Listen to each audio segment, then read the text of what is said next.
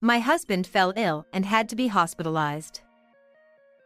Our granddaughter Amy approached Ken, her grandfather, with a smile and took something out of the bag she was carrying. Grandpa, get well soon.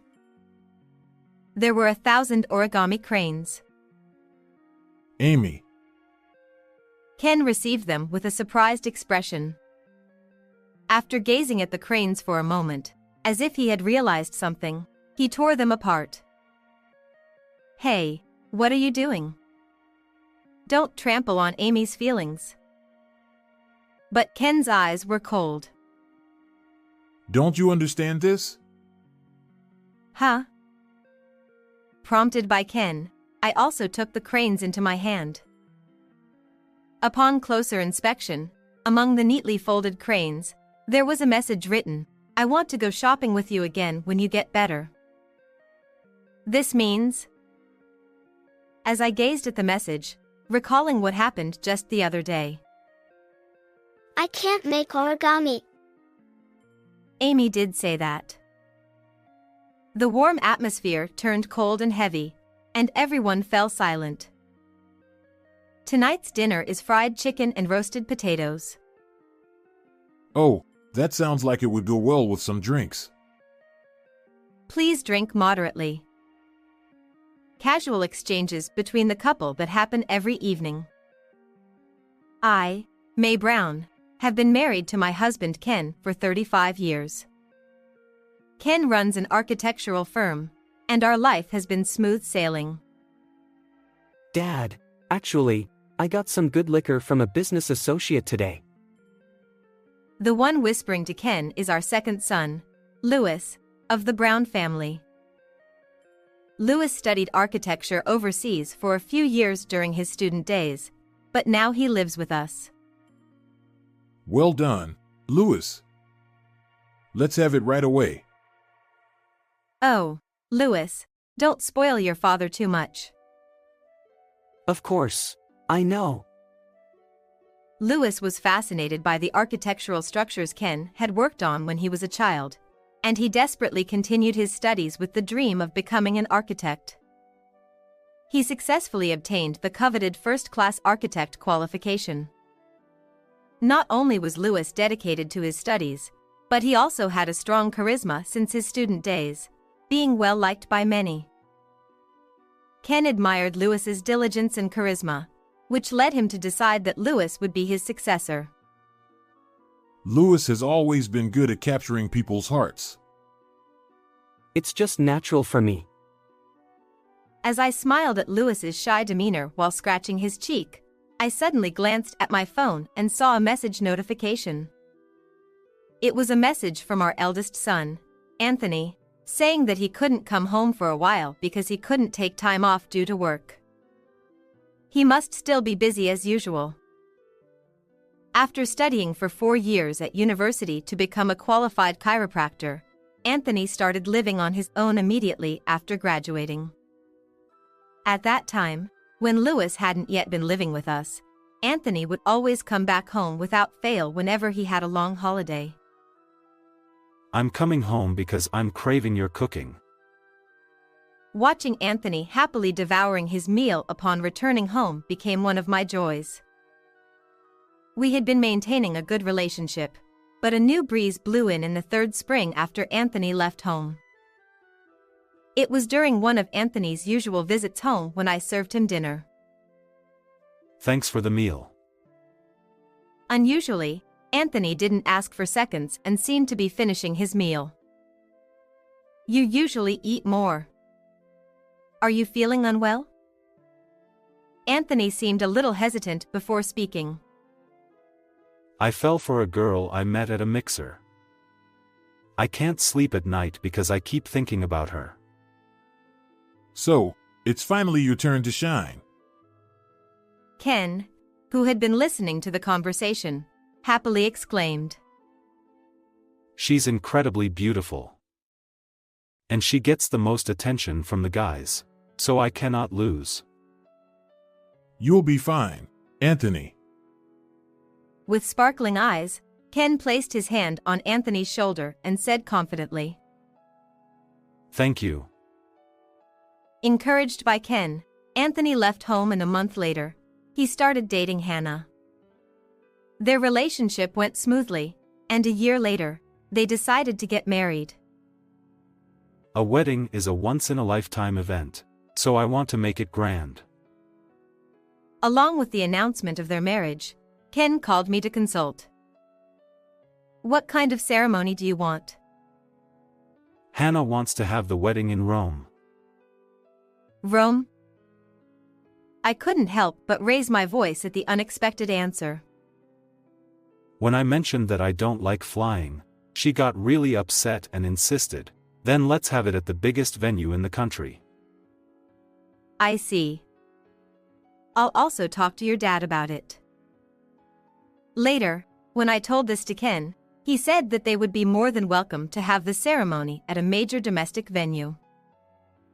There will be a lot of expenses from now on, so I'll cover the venue cost at least. And so, Anthony and Hannah's wedding was to be celebrated grandly. Just before the ceremony, we met Hannah for the first time. She was indeed stunningly beautiful, and her unwavering smile left a strong impression. Nice to meet you. Thank you for covering the venue cost. Hannah greeted us, starting off by saying that. I'm glad to see you both so happy. Take good care of Anthony, okay? Seeing Hannah brightly respond with yes, I thought that we would be able to build a good relationship. After the wedding went smoothly, Anthony and Hannah decided to build a house 30 minutes away from our home and start their new life. Initially, Anthony seemed to plan on returning home during every long weekend, just as he used to. Hannah says she wants to relax at home during the long weekends and doesn't like going out. I understood that they wanted to spend time together as newlyweds when Anthony conveyed this message to me. Around the same time, Louis returned home after obtaining his architect qualification abroad, so he started living with us again. A year later, when Anthony and Hannah had a baby girl, they visited our house for the first time. She looks just like Hannah. She's adorable. With a smile on their faces, Anthony and Hannah introduced their daughter, Amy, to us. We've been so busy with work. Having you guys around is really reassuring. We'll help as much as we can, so don't hesitate to ask if you need anything. Louis nodded in agreement with our words. Thank you. I'm embarrassed to admit, but I'm a bit of a neat freak, so I can't stay long at other people's houses, which is why we haven't visited much. I see. We'd love to have you over occasionally, but we won't force you if it makes you uncomfortable. Thank you. After that, Hannah never visited our home, as she said, but we often received calls from Anthony. Mom, I need your help. Whenever Anthony started with this familiar phrase, we always welcomed it without hesitation. We refrained from interfering in their parenting, but we understood that Anthony and Hannah were busy. Spending time with Amy became our joy. Time flew by, and before we knew it, Amy had become a third grader, and she had grown quite fond of us. One day, instead of the busy Anthony and Hannah, we took Amy shopping.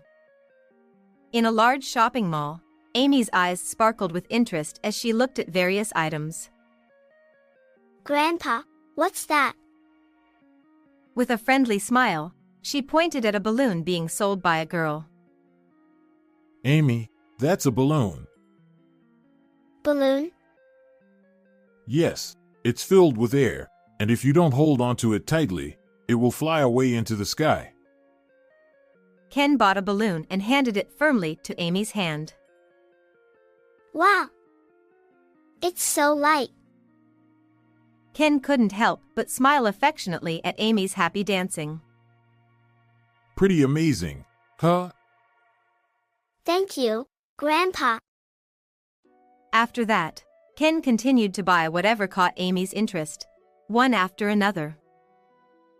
A few days after Amy left happily, we received another call from Anthony. I'm going to be late again today. We assured Anthony that there was no need to apologize. We had already found several places where Amy could play comfortably. This park has a large playground, so there's plenty to do. When Amy and everyone else arrived at the park, Louis proudly spread his arms wide. Yay! I want to go on the swings. Alright, then let's have a swing competition. Louis also doted on Amy and played with her as if she were his own daughter. Since Amy liked to move around, she seemed to have plenty of fun even at the park. Every week, we spent time with Amy. It was on one such day that something unusual happened.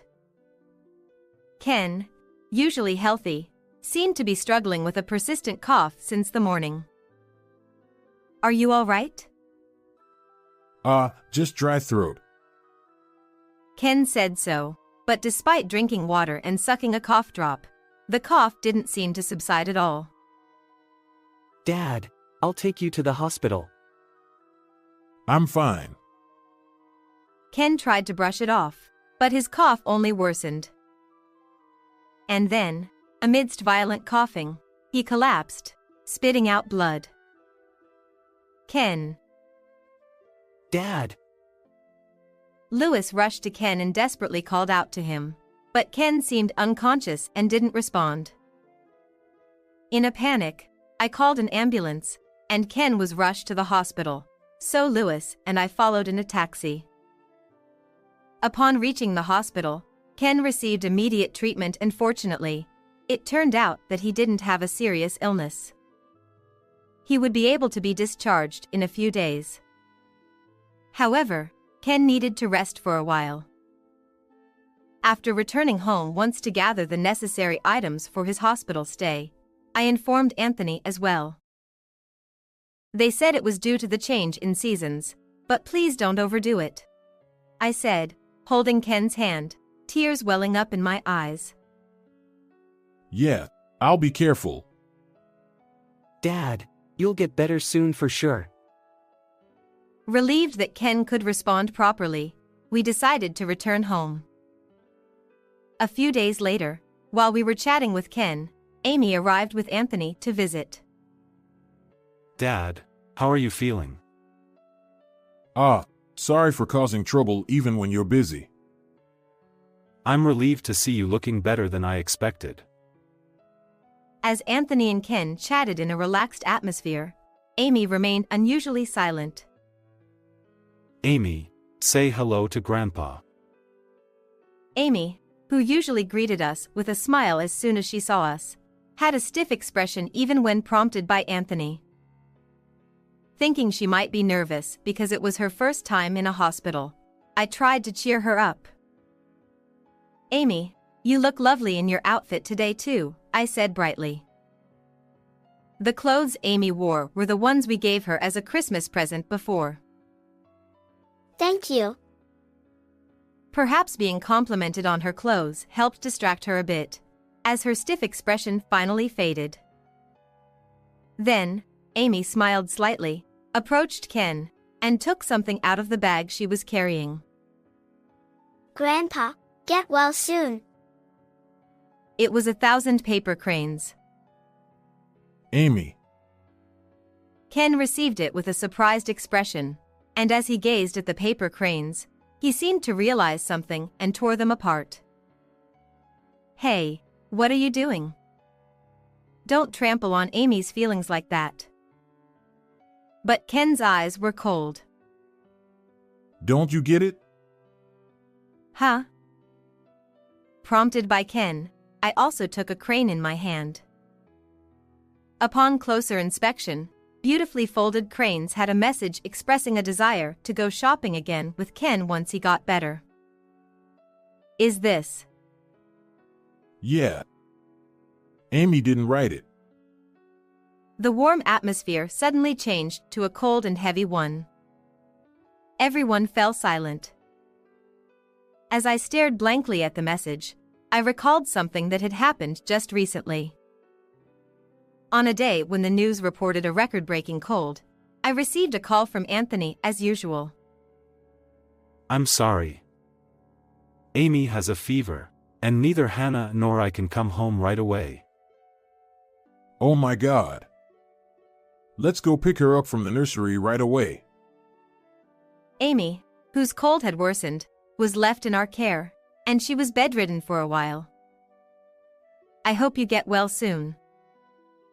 While taking care of meals and changing clothes, I folded cranes in my spare time. With care, Amy, who had been in a daze for a while, gradually recovered. Grandma. Amy. Finally able to speak, Amy blinked a few times and then looked at the 1,000 paper cranes I had made. What's that? This is called 1,000 paper cranes. It's a wish for you to get better from your illness. Wow. I can't do origami. Oh, is that so? Let's do it together when you're feeling better. Yeah. Thank you, Grandma. Amy did say that. It's still quite recent since that day, and it was just last week when her fever went down enough for her to move around.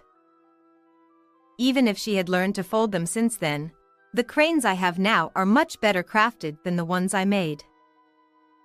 Not only that, the handwriting of the message, while similar at first glance, subtly differs from the ones in the secret letters I occasionally receive from Amy.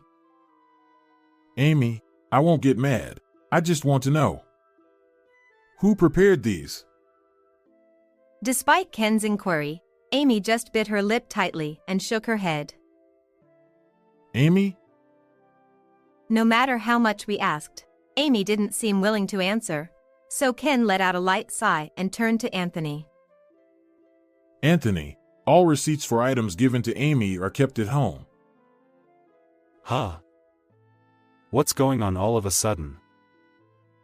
Anthony, still clueless, looked at Ken with a puzzled expression. Go back home and look for the items in the receipts. If they're not there, check the security camera footage. Huh? In fact, we had been noticing something off about Amy's behavior for a few months. She used to be curious about new discoveries and would play wholeheartedly in the park, but gradually her attitude began to change. On that day, the weather was lovely, and we were planning to take Amy to the park as usual. Grandpa. It's boring. Since Amy had never shown disinterest in going to the park before, we were quite surprised. Amy, are you feeling unwell? No. I just want a new toy.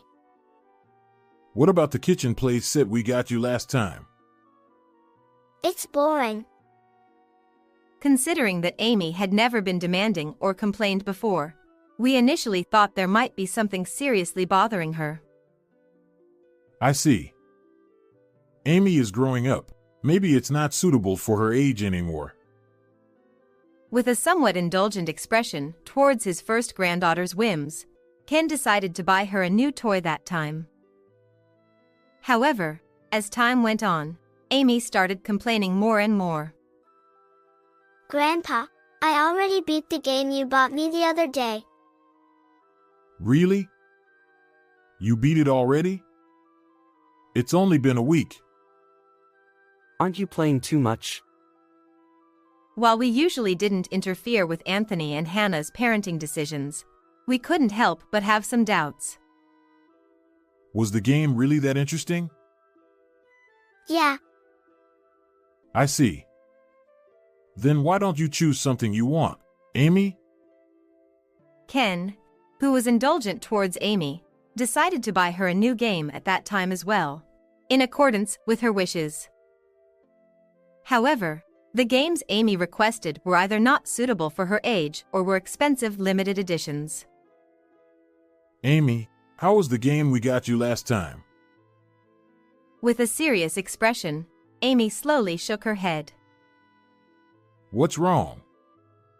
This isn't like you, Amy. I want that one next. Huh? Ignoring Ken's words, Amy made another request. There must be something you found enjoyable, right? However, Amy remained silent and only nodded slightly. If you can't give feedback, then we can't buy you a new game. It was fun. Ken sighed as Amy hastily tried to cover up. Can you promise not to play too much, Amy? Yeah, I promise. While Ken continued to buy Amy new games, he also became suspicious of her attitude and started keeping the receipts. Even beyond games, Amy began to ask for toys and clothes, but she hardly ever gave feedback. Ken didn't want to see Amy sad, but he also didn't want her to grow up spoiled, so he gradually reduced the frequency of buying things for her. After I handed the stack of receipts to Anthony, an unexpected turn of events awaited us. Mom, Dad. I've never seen any of these before. It was the day Ken was safely discharged from the hospital, and as soon as Anthony, accompanied by Amy, arrived at our house, he said that right away. Just as I suspected. But that's not all. Anthony glanced briefly at Amy, then fell silent. Amy, want to play with Uncle Louis? Seeing Anthony's reaction, Louis quickly took the initiative and led Amy out of the room. Anthony took out his smartphone and showed us a video he had recorded from the security camera footage. Understand, Amy? Be cute and ask Grandpa nicely, okay? Yes. There was a voice in the video where Hannah instructed Amy to beg for expensive items. What is this? Ken couldn't hide his shock, but the video had more to reveal. You can't play with all these things by yourself even if you get them all. These are important things I got for my birthday. Shut up. Your things are mine. I won't let you have all the good stuff. The video also captured Hannah taking away items that Amy had been given, and even showed her shouting at Amy when she hesitated. I'm taking care of you, so be grateful. She forcefully took away the clothes Amy was holding. I didn't get anything today. Huh. It's your fault if I can't have fun. I'm sorry. No dinner tonight for you. Without a glance at Amy's tearful apology, Hannah left the scene. The video continued, but I couldn't bear to watch any further. This is terrible. How could she say such things to her own daughter? It seems like a lot of this happened while I was away at work. I didn't notice. I'm a failure as a father. Anthony's words were accompanied by shaking shoulders and tears streaming down his face, expressing both regret and anger. There might be other things she's hiding. Yeah. I'm planning to hire a detective. Afterward, it seems Anthony did indeed hire a detective. The investigation revealed that Hannah had been having an affair. Furthermore, it was discovered that she had been selling items she had persuaded us to buy through Amy, using the money to have fun with her lover. I want to have a serious talk with Hannah. I'll ask Louis to take care of Amy, and I want you guys to be there too. With a determined expression, Anthony came to us, and Louis responded with a serious face. Leave Amy to me. Of course. We have plenty to say to Hannah as well. Thank you. Later, Anthony entrusted Amy to Louis and brought Hannah to us. I'm busy with work tomorrow, so please make it brief. Anthony broached the main topic with Hannah, who maintained a confident and assertive demeanor with a cold attitude. Hannah, You've been hiding something. Huh? What are you talking about? Crossing her arms, Hannah raised her eyebrows. We all know you've been cheating. When did I ever cheat? Despite her denial, Anthony showed her surveillance footage and photos obtained from detective investigation. This is irrefutable evidence. When did you? Momentarily shaken by the evidence presented, Hannah attempted to defend herself. Are you accusing your wife? In this day and age, anyone can fabricate such things. In response to her desperate excuses, Anthony laid out more evidence one after another. I'm not so idle as to fabricate such a large amount of evidence. Isn't it time you confessed? There was an overwhelming amount of evidence spread out on the table. Hannah, glaring at the evidence resentfully, finally spoke with resignation. I thought I could live a luxurious life by marrying the eldest son of a big construction company. Hannah confessed, letting out her true feelings. But once we were married, it turned out Louis was the heir. I made it clear from the beginning that I wasn't going into the family business, so it's unfair to expect that from me. That's not the only thing. Even though Anthony's family has prime real estate, I can't live there because of Louis.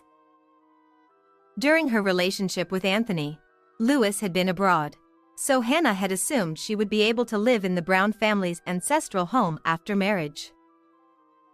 Frustrated with her thwarted plans, she muttered complaints under her breath, leaving us speechless. It's thanks to Mom, Dad, and Louis supporting my dream that I could move out and pursue what I wanted. Anthony doesn't earn enough money. With a fierce glare at Anthony, Hannah's voice grew more agitated. Amy received plenty of pocket money and toys. I couldn't stand her having a better life than me. She not only took away the allowance we were giving Amy but also used the money from selling toys to entertain her younger lover. I thought I could live a comfortable life. But I felt so miserable, and my frustration exploded. Hannah's words made it seem as if Anthony was the villain, prompting him to let out a heavy sigh. You're too extravagant. If you didn't waste money, we'd have more than enough to live comfortably. I wanted our wedding in Rome, not in that rundown place. I still can't forgive that. Run down. It was the biggest venue in America. We realized from her words that Hannah had been after his money from the start. Ken furrowed his brow, visibly distressed. I couldn't bear it anymore. Lately, even the toys Amy gets have been decreasing. It's obvious it wasn't for Amy, and I'm not foolish enough to keep indulging. Ken clenched his fists tightly, trying to contain his anger towards Hannah, who was willing to splurge even at the expense of her own child. I had no choice, so I decided to please my father-in-law by having Amy make origami cranes, but that ended up being a failure. Cut the crap. My father is not your wallet.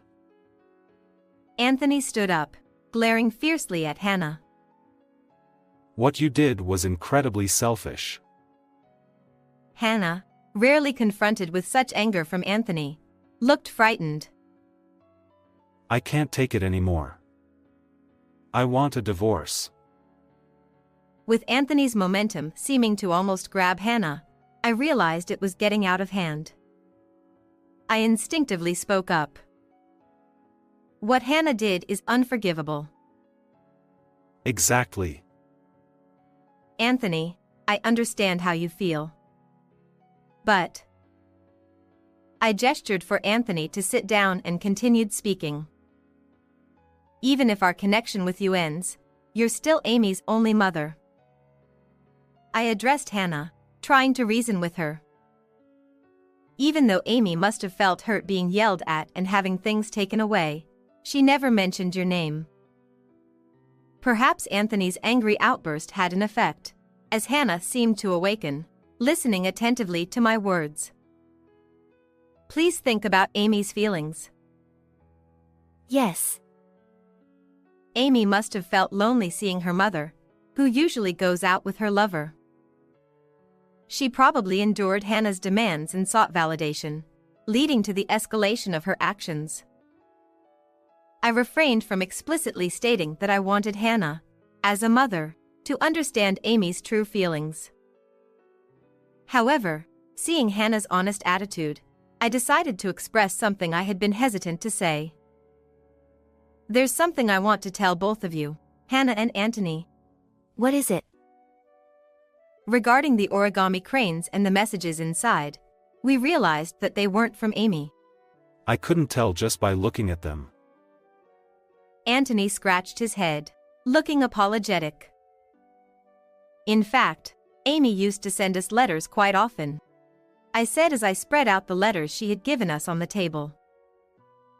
When I grow up, I want to marry Grandpa. I pointed to one of the letters. I want to play with balloons and fly in the sky. From Amy's letters, it was evident that she felt lonely due to her parents' frequent absence. Amy. I'm sorry. I was too absorbed in my work. I'm truly sorry too. Seeing them both apologize so sincerely, as if Amy were here with us, I felt hopeful that they had truly reflected on their actions. As the conversation came to an end, Hannah left our house quietly, like a borrowed cat returning home. Several weeks later, Anthony and Hannah's divorce was finalized. We decided not to seek any compensation from Hannah, on the condition that she remained a good mother to Amy. Apparently, she finally found a job, despite complaining about low wages. Anthony informed us a month after his divorce from Hannah. Hannah had claimed to have switched from a full-time position to part-time after marriage, but it turned out she had already quit her previous job.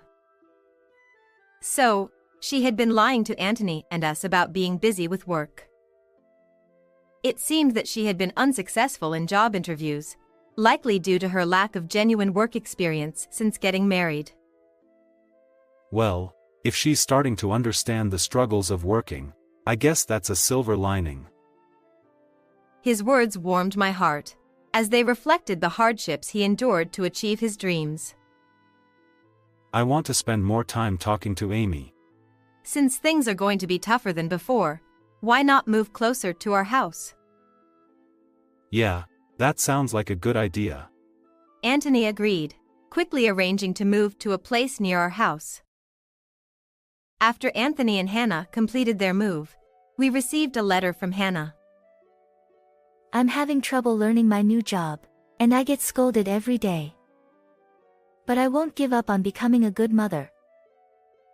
It sounds like she's going through a tough time. That's just part of being an adult. Ken's words showed his support and expectations for Hannah. When I save up some money, I want to buy a toy for Amy. The letter concluded with Hannah's strong determination. I hope she works hard and changes for the better. My husband nodded strongly in agreement. Since the move, Amy has been coming to our house to play more frequently. With less travel time than before, we find it easier to support Anthony and Amy, and their lives seem more stable. However, I'm concerned about the occasional lonely expression on Amy's face. It's unavoidable, but Amy must feel lonely without her mother suddenly gone, right? I spoke to Anthony while watching Amy play with Ken and Lewis. Yeah. She sometimes murmurs, "Mom," in her sleep, so I feel guilty about it. We'll support her as much as we can, so don't hesitate to ask for anything. Seeing me determined to live a long life, Anthony smiles. Mom, thank you as always. Please stay healthy from now on. Though I didn't say it aloud, I hope for the day when Hannah, having had a change of heart, can come to visit Amy.